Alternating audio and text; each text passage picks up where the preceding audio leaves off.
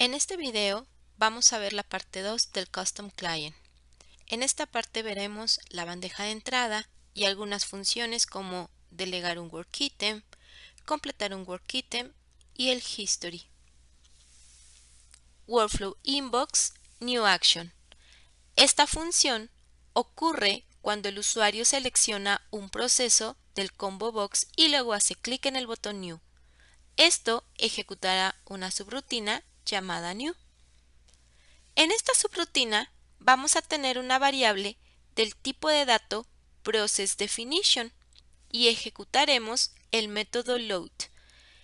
Esta función carga la definición del proceso en una variable, cuya definición de proceso la recibe del parámetro seleccionado en el combo box. Después de haber seleccionado el tipo de datos de definición de procesos, usaremos el método createInstance de la definición del proceso. Este método creará una nueva instancia del proceso y asignará la variable de tipo de datos ProcessInstance. Es muy importante verificar si hay un error cada vez que ejecutamos un método para controlar los errores y tomar acciones en caso de que lo haya. Si no hay ningún error, continuaremos y asignaremos el usuario que inició sesión en la propiedad owner de la instancia del proceso. Después de eso, vamos a iniciar la instancia del proceso y luego comenzaremos a crear todos los work-items necesarios. Posteriormente, vamos a comprobar si hay algún error al iniciar este proceso y si existe, vamos a mostrar un mensaje al usuario. Al final de esta subrutina está un commit. Es importante tener el commit porque todas las APIs que admiten el workflow no hacen commit por sí mismas, por lo que tenemos que administrar la UTL de la transacción directamente en el commit. Execute Action. Ahora vamos a ver la acción Execute. Esta acción tiene lugar cuando el usuario selecciona un work-item del grid y luego presiona el botón Ejecutar. En el evento del mismo nombre se asignará el valor execute del dominio workflow action a la variable action del tipo de dato workflow action. Luego ejecutará la subrutina butOnPressed, donde la variable workItem es del tipo de dato workflow workItem.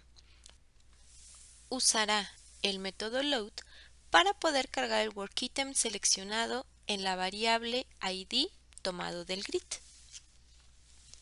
Después de que el workItem se haya cargado en la variable, se ejecutará la subrutina llamada execute.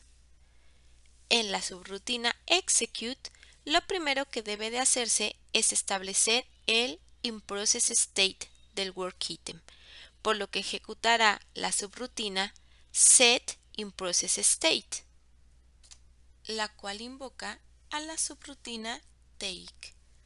En esta subrutina se verificará el estado del workItem. Si el workItem está Open Active Ready, significa que no ha sido asignado a ningún usuario. Lo primero que debe hacerse es asignar el workItem al usuario que ejecutó la bandeja de entrada. Entonces, usamos el método assign de la variable workItem, pasando la variable user del tipo workflowUser que se cargó en el evento start.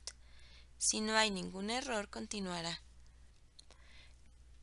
En caso de que el workItem esté Open Active Assign, validará que el usuario que inició sesión es el usuario que ha estado ejecutando este workItem, pero en caso de que el usuario que ejecuta no sea el usuario que ha ejecutado previamente, reasignará el workItem al usuario que está ejecutando la bandeja de entrada, por lo que usaremos el método reassign del workItem y reasignaremos el participante al usuario que esté ejecutando la bandeja de entrada como se muestra en el código, usando la variable workItem con el método participante y la variable user del tipo workflowUser. Después de ejecutarse la subrutina take, cambiará el estado del work-item utilizando el método changeState y cambiará al estado openActiveInProcess. Una vez que el work-item tenga el estado correcto, se abrirá la aplicación definida en el diagrama de la definición del proceso. En dicho diagrama, el usuario indica en la propiedad Application la actividad que se ejecutará en el work-item. Entonces vamos a usar nuevamente la variable work-item, activity y la propiedad Application para obtener la aplicación que se va a ejecutar. Si la aplicación no está vacía, ejecutará la subrutina OpenApp. En esta subrutina tiene una variable del tipo de dato window para crear una ventana emergente y abrir la aplicación.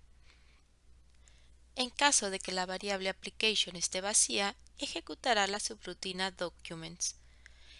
En este caso, cuando no haya una aplicación asociada a una actividad de proceso, los documentos van a aparecer en un trabajar con documentos, en caso de que se haya definido para ello.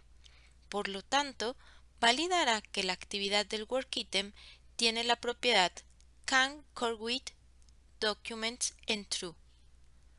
Si no es cierto, validará si el estado del work-item es correcto.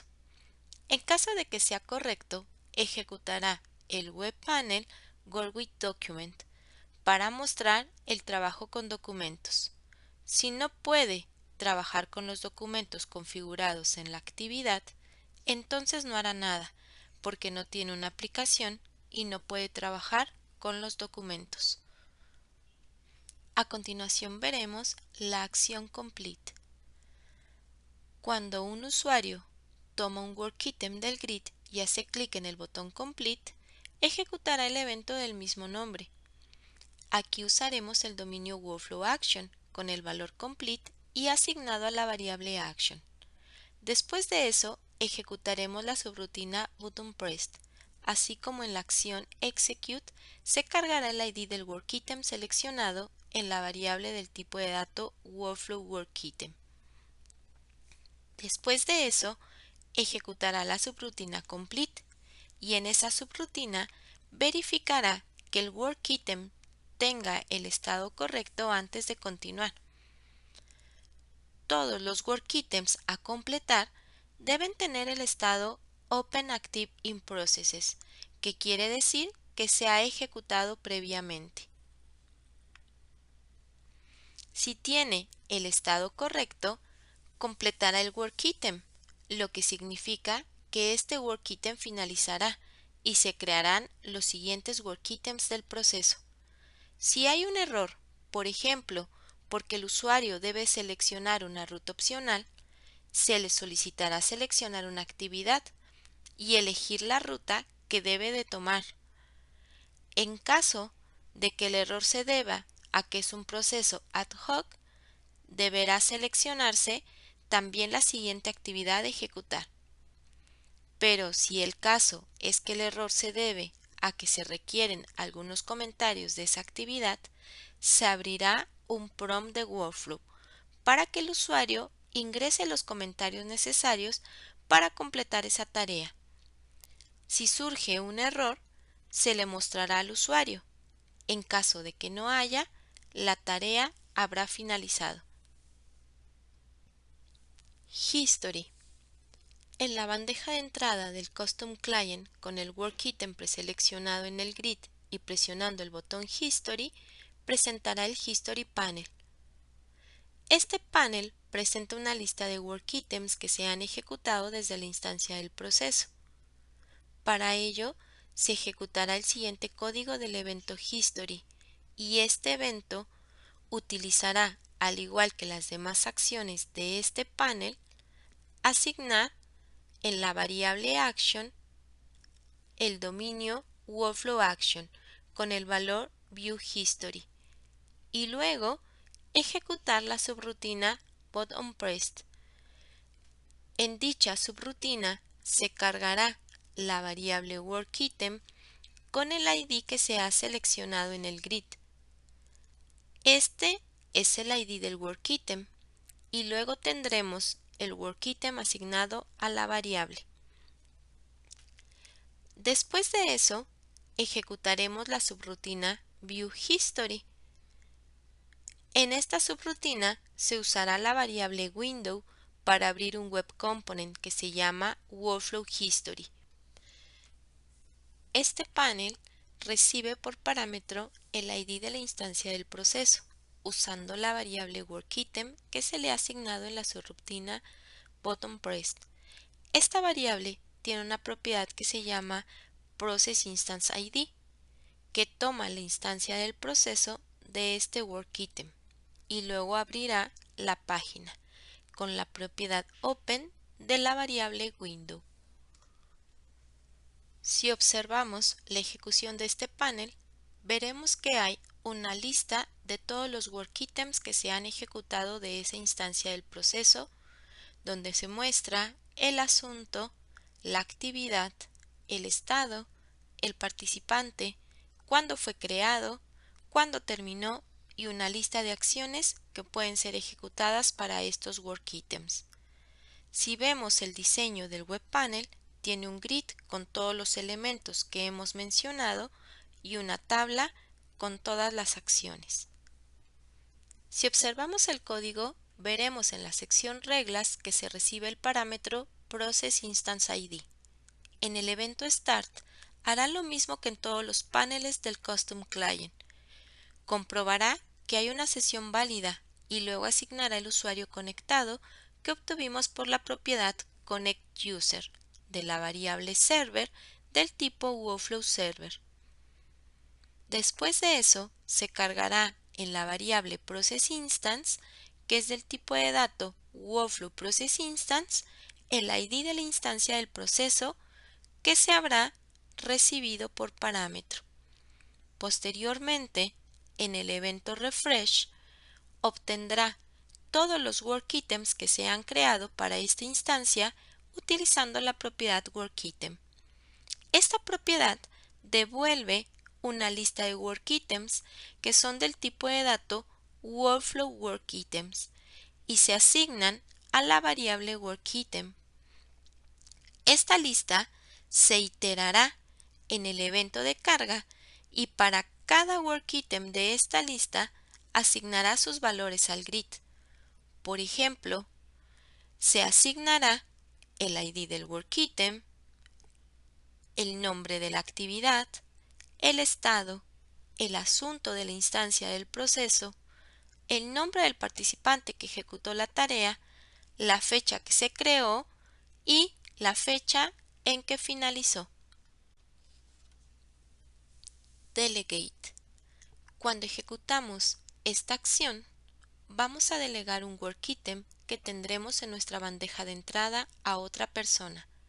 Para ello, en el evento Delegate, así como en otras acciones, asignaremos WorkflowAction, pero con el valor Delegate, en la variable Action y luego se ejecutará la subrutina buttonPressed. En esta subrutina cargará el ID de los workitems seleccionados en el grid a la variable workitem y ejecutará la subrutina Delegate. En esta subrutina vamos a comprobar que la actividad del workitem tiene habilitada la delegación de funciones. Puede habilitar la delegación seleccionando en el diagrama la actividad de la tarea y en las propiedades poniendo True en la propiedad Allow Delegation. Esto habilitará la acción de delegación. Si la tarea puede delegar, presentará el flujo de trabajo del panel asignado al usuario. Este panel presentará todos los usuarios que pueden recibir esta tarea. Si observamos la función de delegar en ejecución, podemos ver que si seleccionamos nuestro workitem del grid de la bandeja de entrada de nuestro flujo de trabajo y luego presionamos el botón delegar, aparecerá una página web con todo el modelo organizacional y todos los roles que puede tener la Knowledge Base. Se puede abrir un rol, ver los usuarios y seleccionar uno, confirmar y esa tarea se delegará a ese usuario. Este web panel se crea con un objeto window y recibe dos parámetros, el ID del work-item que se ha cargado en la subrutina de bot-on-press y la acción, en este caso Workflow Action Delegate. En el layout vamos a ver que es diferente al resto de paneles. Tiene 3 controles y 2 botones, confirmar y cancelar. Si vemos el código, veremos que recibe dos parámetros, el ID del work-item y action.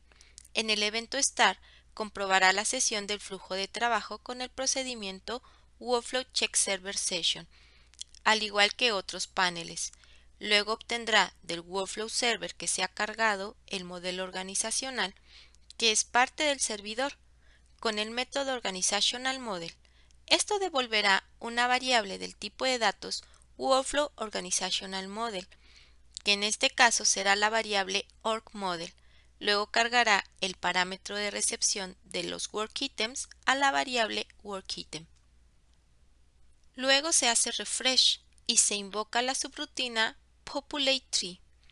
Esta subrutina lista todos los roles usando una variable organizational model con el método listRoles, que recibe un parámetro de filtro. En este caso está vacío y recibirá aquí todos los roles del modelo organizacional. Cargará la ruta de todos los roles del árbol y para cada rol de la lista también cargará la información asociada.